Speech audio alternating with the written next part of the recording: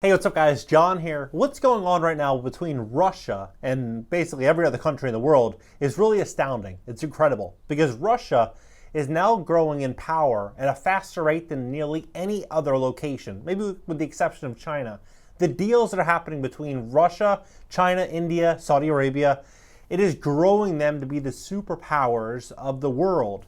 Meanwhile, countries like the EU and America, we are going to really feel the pain. And we're starting to see some really interesting situations that are unfolding right now. This is breaking news. This just came out a couple hours ago.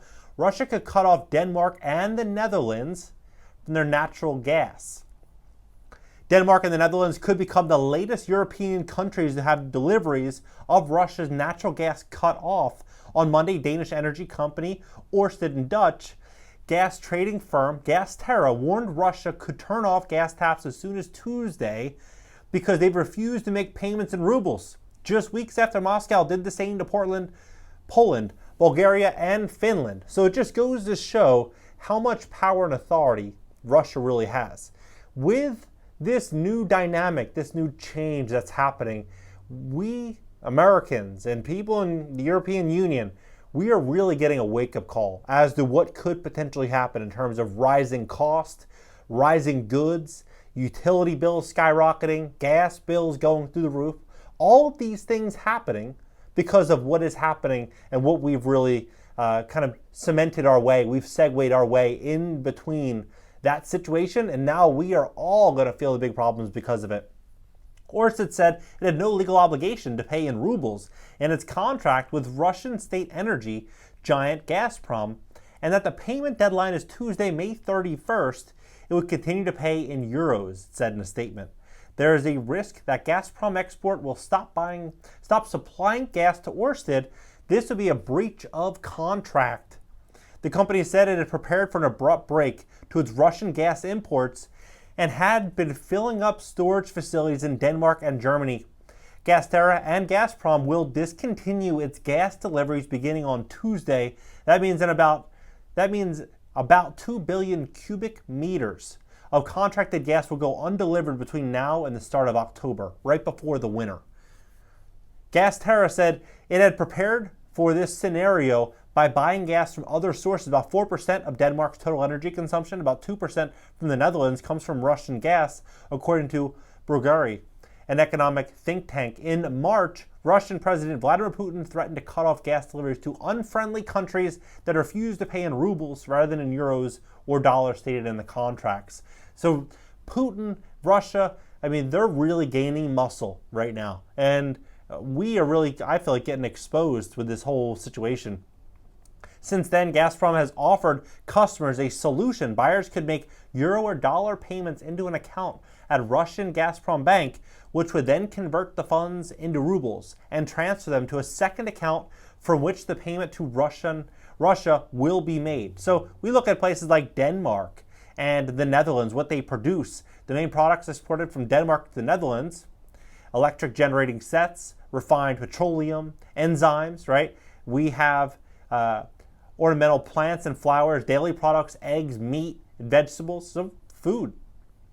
GasTerra said in a statement that it would not comply with Gazprom's one-sided payment requirements. Some of Europe's biggest energy companies have started the process of opening new accounts, but the European Commission has warned that by doing so, the energy companies would fall foul of sanctions that, among other things, prohibit buyers from opening a ruble account. So when they talk about, inflation and combating inflation with rising interest rates and really kind of drawing the economy down, how can they predict what this impact is going to look like over the next 3 to 6 months as we are increasing interest rates in the face of all this uncertainty? We don't know just how bad things are going to get for everyday consumers when they go to the store to purchase items, as these fuel prices are going to continue to rise because there's going to be the same amount of demand and just a fraction of the supply. Germany, the bloc's biggest economy, relies heavily on Russian gas to power its homes and industries, though it has managed to slash Russia's share of its imports to 35% from 55% before the start of the war. The bloc has set a target to reduce consumption of Russian gas by 66% by the end of the year and to break its dependence completely before 2027. So we all see what's happening. We all see it. Whether you're in Europe, you're in America, you're in Africa, or in India, and China, we all see what's happening right now. We are going to see problems progress over the next 5 years, right? So all these problems are going to be progressing in most countries. India, they have access to inexpensive oil. China, same thing. Saudi Arabia, same thing. But for most places in America and in Europe, they are going to face rising costs, astronomical rising costs, on the back of massive consumer debt. With auto loans, student loans, credit card debt, rising insurance costs, everything is going up. Health costs, health insurance costs, car insurance costs, car payments, everything. Cars are going up. Everything is going up. How is this going to work out? I think we're going to be stepping into a very, very big problem. I think this transition that they're talking about is going to be an expensive one. It's going to be one that most people cannot anticipate. They don't understand just how bad this thing is going to get when it comes to making payments on everyday items. Everything is going to get much, much more expensive. I think it's very smart that people right now come up with a plan, a checklist, write out all their expenses, all their income that they're getting from their businesses or their business.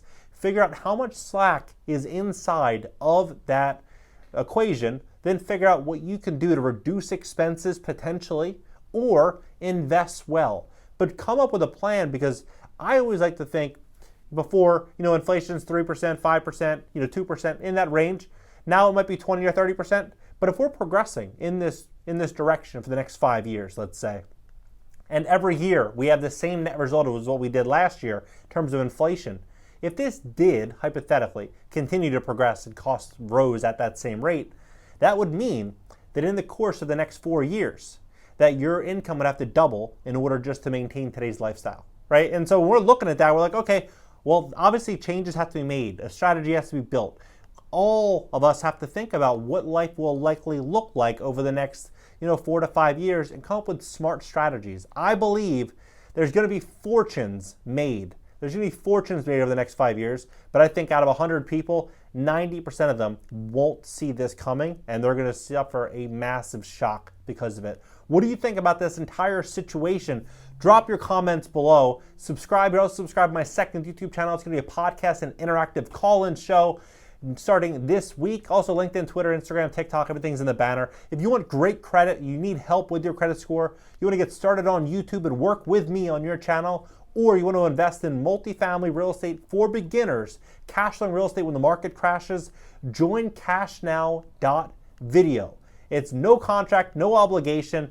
If you sign up, you're going to get new content, new materials, everything. Every single month, there's going to be more and more and more value. My goal is to supply a ton of value and help a lot of people position themselves accordingly for this massive shock that's coming to the economy.